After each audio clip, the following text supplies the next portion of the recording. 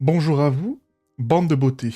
Bienvenue dans la vidéo consacrée à Chainsaw Man la plus schizophrène qui existe dans le YouTube game. Car aujourd'hui, je vais dire tout et son contraire. Des points positifs, des points négatifs, ça va envoyer du pâté. À l'image un peu du manga, on va devoir revenir dans le passé, souffrir un coup, mais c'est normal, tu as probablement lu le titre, c'est aussi grave que ça. Commençons par les points négatifs, pour la catharsis un petit peu, d'accord? Et te prouver à quel point c'est sérieux parce que j'ai pris des notes. Non seulement je fais des vidéos tous les 6 mois, mais en plus pour celle-là, j'ai pris des notes. Ce qui implore, quand même, invoque un niveau de dangerosité assez élevé. La prophétie de Nostradamus s'étant avérée vraie. Ce qui me pose absolument problème dans cette partie 2, c'est que Denji, dans la partie 1 et la partie 2, semble être une personne complètement différente. Même à la fin de la partie 2, il paraît blasé, tu sais, léthargique, exactement comme cela est censé être le cas, hein, ce qui me choque pas plus que ça, comme compte tenu de l'intrigue. Je pense que c'est peut-être pas une opinion partagée par tous, parce que là on va aborder plein de trucs, mais c'est précisément pour cela que moi j'ai eu tant de mal à m'identifier au combat de Denji dans la deuxième partie. J'avais pas l'impression de retrouver le personnage que je connaissais. J'avais le sentiment de suivre un personnage complètement différent. Lui aussi qui souffre d'un traumatisme, le sien semble beaucoup plus banal. Et c'est vraiment quelque chose que je ne pensais pas utiliser pour Chainsaw Man. Le terme banal. C'est tout sauf banal. On peut aimer ou pas. Mais banal, c'est pas banal. Les personnages, déjà, font moins de blagues, tu sais, sont moins vannants. Les personnalités sont moins excentriques. On suit plus la vie des PNJ, comme ça avait pu être le cas un petit peu dans la partie 1, qui donnait un petit peu de sel aussi. Et à un certain moment, tous ces personnages, ils ont perdu tout leur charme. C'est-à-dire qu'en fait, à force d'exécuter seulement le cahier des charges, tout le cahier des charges, et rien pour le cahier des charges, je trouve qu'on s'est un peu fait niquer, tu vois, et qu'ils ont perdu leur charme, parce que je suis pas inventoriste, moi. Vous allez voir que je suis d'accord avec certaines des critiques négatives, et aussi en désaccord avec ces dernières. Parce que je ne suis pas un inventoriste, un chariste magasinier. Je ne viens pas prendre ma fiche, cocher des trucs. Même si, certes, ça donne une certaine satisfaction, pardon, de voir certains points de l'intrigue être résolus, qui fait que pour moi, Chainsaw Man, avant tout, c'est l'expérience de lecture, c'est une dinguerie, normalement. T'as l'impression d'être sous drogue, même si tu prends pas de drogue. Et j'ai pas ressenti ça. J'ai ressenti une caricature. C'est pas une question de ton dans la partie 2, parce que chaque personnage qui est introduit du point de vue de Asa, donc les premiers chapitres, quand le dessin d'ailleurs était beaucoup plus soigné, hein, l'art était bien mieux. D'ailleurs, ce qui est une énigme sans nom, donnez-moi une raison. Comment se fait-il que le mec a plus de temps? Parce qu'il est dans le Jump Plus, donc plus d'écart entre la publication de chaque chapitre, mais les dessins sont moins beaux. Le nombre de pages est le même que dans le Shonen Jump, mais les dessins sont moins beaux.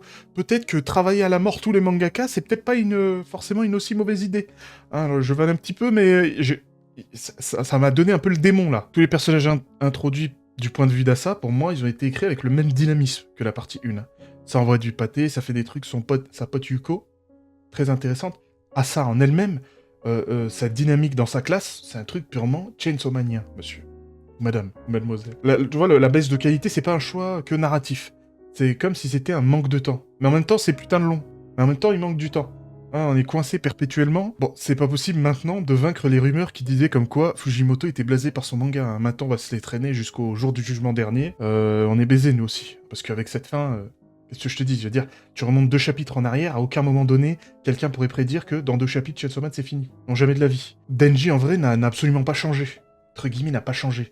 Le délire avec les good and bad dreams. Alors, je vais mettre des images à l'écran. Hein. J'ai sûrement mis un écart pour te permettre de montrer des images. Exhibit A, now. Il sera pas Chainsaw Man, hein. Le délire, c'est que il sera pas Chainsaw Man, mais il vivra une vie un peu monotone, mais meilleure, avec des gens qu'il aime bien. Non. Dans ce cas présent, Denji, il tombera dans un autre vice. Si c'est pas Chainsaw Man, ça sera la drogue. La cocaïne, ou je sais pas quoi, le trading de Forex. Ou OnlyFans. Dès qu'OnlyFans sera créé, voilà, Denji, sa vie, elle est terminée. Soyons honnêtes, le personnage n'a pas changé.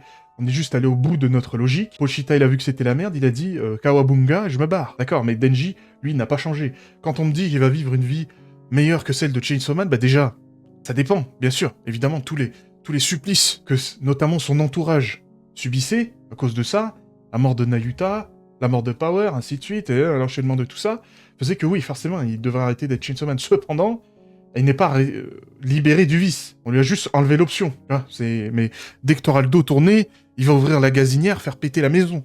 À aucun moment on sent que ce mec-là, il a vraiment changé, ce qui peut être insatisfaisant. Voilà, je vais dire insatisfaisant. Nous sommes ici le parti quand même du compromis. Vous voyez, on est vraiment... On veut être élu, quoi. On veut des sièges, on n'est pas des PD quand même. Hein. Toutes les questions sont jamais répondues. Alors juste un peu avant, j'ai dit qu'on n'était pas inventoriste, donc on s'en fout un peu si toutes les questions sont répondues. Néanmoins, il y a des trucs vraiment drôles. Alors quelle était donc la véritable identité de Chainsaw Man? On ne saura pas. J'imagine que Chainsaw Man, c'est juste un héros random, d'accord? Où les humains ont projeté leur envie de voir leur peur disparaître, qui a créé Chainsaw Man.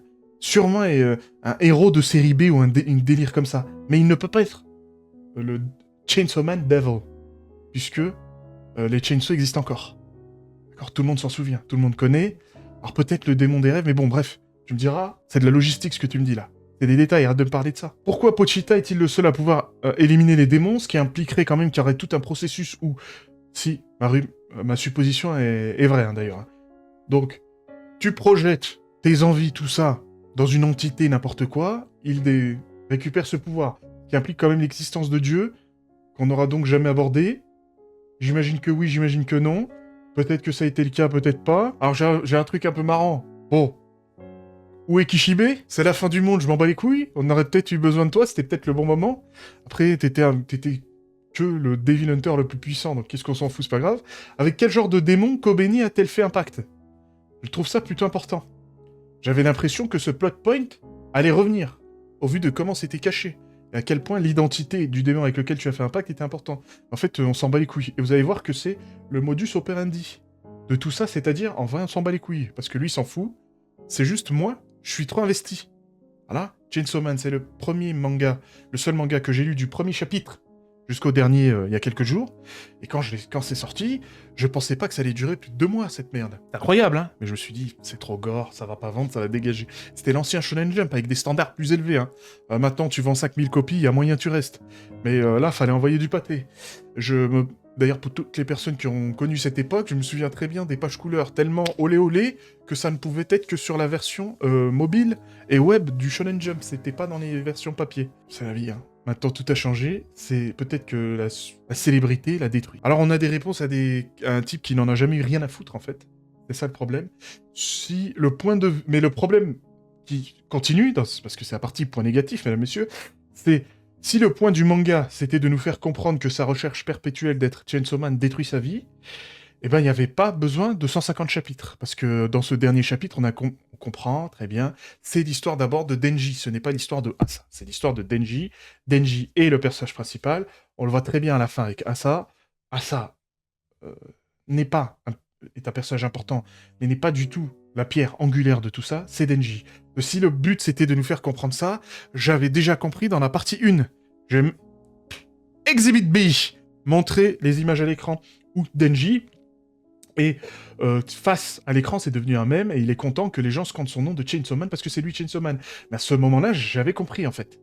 Le problème des mangas shonen, c'est que des fois, ils oublient qu'ils sont des mangas pour les enfants. Donc le point qui est dit, c'est pas non plus Dostoïevski ou je sais pas quoi, c'est pas... J'ai pas besoin d'avoir 200 000 pages pour comprendre ça. Donc la partie 2, elle aurait pu durer 30 chapitres comme modulo. Hein, il y a des trucs que j'ai bien aimés, hein. Ne faites pas dire ce que j'ai pas dit. Néanmoins, si le point c'est ça, il n'y avait pas besoin de ça. Dieu merci que Pochita existe, parce que sinon on y sera encore dans 200 chapitres. Merci à lui d'ailleurs, hein. Le sacrifice est apprécié. Alors des fois il set up des trucs. Alors je suis désolé, moi je m'attendais à un arc en enfer, parce que quand ils sont propulsés dedans dans la partie 1, j'ai trouvé l'idée tellement folle. Denji avait aussi une raison d'y retourner, puis pour retrouver Power, du moins le Blood Devil, à ce moment-là. Je me suis dit, bah parfait, vu la dinguerie que c'est, Chainsaw Man, ça ne peut finir qu'en enfer. Avec la double page, on voit le Chainsaw Man qui est là, et puis tous ces ennemis qui sont en enfer et qui se disent, oh bordel de merde, il est venu nous chercher jusqu'ici, l'enculé. Voilà, des trucs comme ça aurait été épique. Bref, peut-être c'est moi qui suis complètement con, et qui a pas suivi, mais bon, c'est la vie. Et dernier point négatif, peut-être que c'est ça que les gens ont ressenti en regardant la fin d'Evangelion. Peut-être que c'est juste Evangelion des temps modernes, et qu'en fait on ressent la même chose que nos aînés. Qui serait plutôt poétique. Ouais, c'est plutôt poétique. Néanmoins, voilà, place au point positif. Ça paraît un peu schizophrène. Mais en voyant cette fin de Chainsaw Man, moi je ne peux m'empêcher de penser qu'elle reflétait les intentions de Tatsuki Fujimoto qui voyait en Denji un reflet de lui-même. C'est devenu un mangaka reconnu, comme quand Denji devient le Chainsaw Man et tout le monde le reconnaît. mais j'interprète cela comme le signe qu'il était plus heureux lorsqu'il écrivait des one-shots. Et qu'il était aux prises avec la peur de, tu sais, d'être annulé, d'être axed lors de ses premières publications sur toute cette série Chainsaw Man. Parce que je pense que c'est quelque chose qui a aussi motivé son envie de continuer. C'est se dire, ça va pas marcher, je suis baisé, c'est mort, je suis foutu. Et ça fonctionne et c'est incroyable. Je pense qu'il avait manifestement perdu toute motivation pour ce travail.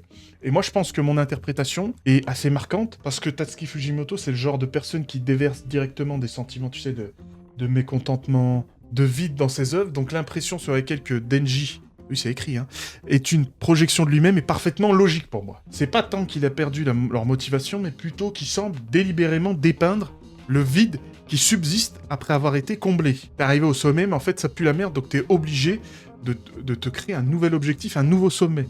C'est l'ironie typique de cette œuvre, d'ailleurs on la voit tout le long, mais même si leur rêve s'est réalisé, ils sont pas heureux. C'est pourquoi il est intéressant de constater, mesdames, messieurs, que la fin peut être interprétée non pas comme un blocage, attention, mais comme illustrant un sentiment de malaise. C'est ça. Moi, j'ai pensé que la fin était comme ça. Alors, Pochita, très probablement, est le Chainsaw Man des villes. Comme je l'ai expliqué, né d'un vœu de l'humanité, sauvant en exterminant définitivement, parce que c'est un peu ce que j'ai retrouvé dans la partie 2, j'avais cette impression avec les petites bribes qu'on nous donnait. C'est pour ça qu'il est born again à la fin de Chainsaw Man. Hein, mais directement en tant que cœur de Denji. Parce qu'en fait, le Chainsaw Man, si tu veux, c'est une fonction. On voit à un moment donné, je sais plus si c'est Barem qui dit qu'en gros, la Chainsaw a tellement découpé de trucs qu'à la fin, on se souvenait simplement qu'elle était utilisée pour découper du bois. Mais c'est simplement un outil, tu sais, ça aurait très bien pu être le Spoonman, ou le Forkman, ou le machin du chantier man, là, je sais pas quoi, là, ou le truc où on fait du béton man, ça aurait pu être n'importe quoi. Mais c'est juste que les tronçonneuses, c'est épique. Voilà, ça découpe des gens, c'est bien. Alors la vie simple de Denji, ça reste quand même une vie simple à la Fujimoto. C'est-à-dire, c'est toujours un chien du gouvernement qui nous dit pas qu'il va se faire tuer. Ah, souffrir, le gun des villes, ainsi de suite, blablabla. Alors, j'aimerais aussi prendre un temps pour dire que Pochita n'a pas reset le monde. Parce que les gens se souviennent quand même de certaines choses. Ils se souviennent pas de ce que c'est, mais ils en gardent la résultante. Power sympathise directement avec Denji, parce que les choses n'ont pas été effacées. Notamment quand elle dit « Tu ressembles à un chien, tu sens chien, et j'adore les chiens. » D'ailleurs, j'ai trouvé ça absolument adorable. J'ai dit « Putain, c'est génial. » Même si j'ai trouvé ça en même temps un peu compliqué, sachant que Denji, pas une seule fois dans la partie 2, ne pas rechercher Power, entre guillemets, rechercher Power, on sait qu'elle n'existe pas. Mais, bon, t'as compris. Mais ça, j'ai bien aimé. Miaoui, le chat, aime Nayuta. Pourquoi? Parce que dans la partie 2, elle s'en est occupée. Et ainsi de suite, ainsi de suite. C'est qu'en fait, c'est toujours resté. Hein, c'est juste que certaines choses ont été coupées. Alors c'est bien pour ça que je te dis que le Chainsaw... Pochita ne peut être que le Chainsaw Man des villes. Pas le Chainsaw des villes, pas un autre truc. C'est juste Chainsaw Man, c'est juste comme par exemple un Power Ranger. Tu vois, c'est pas littéralement le mec qui est les pouvoirs d'insectes. C'est en fait, il représente la justice et ainsi de suite. Truc de tokusatsu de merde, là, de je sais pas quoi, mais on s'en bat les couilles. Pour Asa, très important, puisque c'était probablement un de mes personnages préférés de tout le manga. Et probablement des seuls personnages que j'ai vraiment aimé dans la partie 2 avec Yoshida. Mais bon, il était dans la partie 1. Fumiko. Et Katana Man, mais ce bâtard, il est trop marrant. Et si, et peut-être Barem. J'ai bien aimé Barem, je trouvais que c'était une merde. J'ai apprécié. Famille, elle a servi à rien du tout. Famine Devil, sert à rien du tout. Yoru, j'ai bien aimé, mais bon, son arc est tellement tabassé que ça m'a fait souffrir. Alors, moi pour Asa, j'ai l'impression, et ça, c'est ce que j'ai vu répéter, que certains d'entre vous doivent comprendre que l'histoire d'Asa se termine en quelque sorte comme ça. Je vais mettre des images à l'écran. Elle était déjà prête à faire un pas vers l'amélioration au tout début de la partie 2. À l'amélioration de sa personne et à trouver confiance en elle. Là, au moment où elle joue au foot là, avec les gens et que les gens l'apprécient, elle dit même, en fait, j'étais jalouse, j'étais une rageuse. C'est d'ailleurs pour ça qu'on l'apprécie, c'est une loser. Mais elle savait très bien qu'elle-même s'empêchait d'être heureuse en pensant que ces choses c'était trop bien pour elle. Et c'est le fait qu'elle glisse, qu'elle tombe sur Bucky, qui a tout anéanti. Parce qu'à ce moment-là, c'est littéralement le moment le plus heureux de toute sa vie. C'est ce moment-là, le plus heureux. Donc quand Denji intervient, évidemment que ça me donne un peu le démon. Mais on peut dire que Denji simplement donne le coup de pouce nécessaire. Il lâche la chainsaw, et il sauve la demoiselle, et ça c'est la classe. Ça c'est... Je suis désolé, c'est épique ça. Ça c'est épique, ça c'est shonen. Ensuite on déglingue des démons, et on se barre, on va les bouffer, mais sur les deniers de nos supérieurs. Si ça, c'est pas épique, Ça, c'est pas shonen. Évidemment, Makima n'existe plus. Parce que forcément, c'est son obsession de Chainsaw Man qui a créé Makima. Riz n'existe pas non plus, puisqu'il n'y a pas le combat, tout ce bordel, blablabla, l'Union soviétique. Le communisme va mourir comme il est censé l'être, il devrait mourir d'ailleurs, notamment dans notre pays. Je n'arrive pas à croire que des gens votent PCF dans ce sale pays de socialistes de merde. Néanmoins, Riz vit probablement heureuse, comme il est autant possible d'être heureux, en Union soviétique quand le marché n'est point libre, mesdames, messieurs. Car oui, la seule liberté, le seul bonheur, c'est le marché libre. D'accord ? Je veux avoir mon destin entre mes mains. D'accord ? Même si, à la place de Denji, je serais le Chainsaw Man. C'est trop stylé. Certes, ça mène à la mort et à la désolation, et t'es pas doué. Mais je suis plus intelligent, je merderai pas, moi, autant que ça. Et pour moi, c'est tous les points positifs. J'ai vécu quand même une putain d'aventure. Même si j'ai moyennement apprécié la partie 2, je dirais que la partie 1, c'est 11 sur 10. La partie 2, c'est 7, 7,5. Il y a des très bons moments, d'accord ? Mais dans la partie 2, on voit que le manga redescend. Ce n'est plus un manga de Dieu de l'Olympe. C'est comme l'image de l'homme qui touche Dieu, d'accord ? On est rentré dans l'Olympe, on est devenu la prochaine étape de l'humanité. Bah, cette partie 2, c'est un manga de mortels. Peut-être qu'on s'attendait à trop, peut-être qu'il fallait brûler nos idoles, peut-être que c'est la fin parfaite. Mais moi, je veux savoir ce que tu penses dans les commentaires. Abonne-toi, parce que la gloire m'attend. Je vais devenir connu. A plus dans le bus, Beaubrun. Et comme on dit, à la prochaine.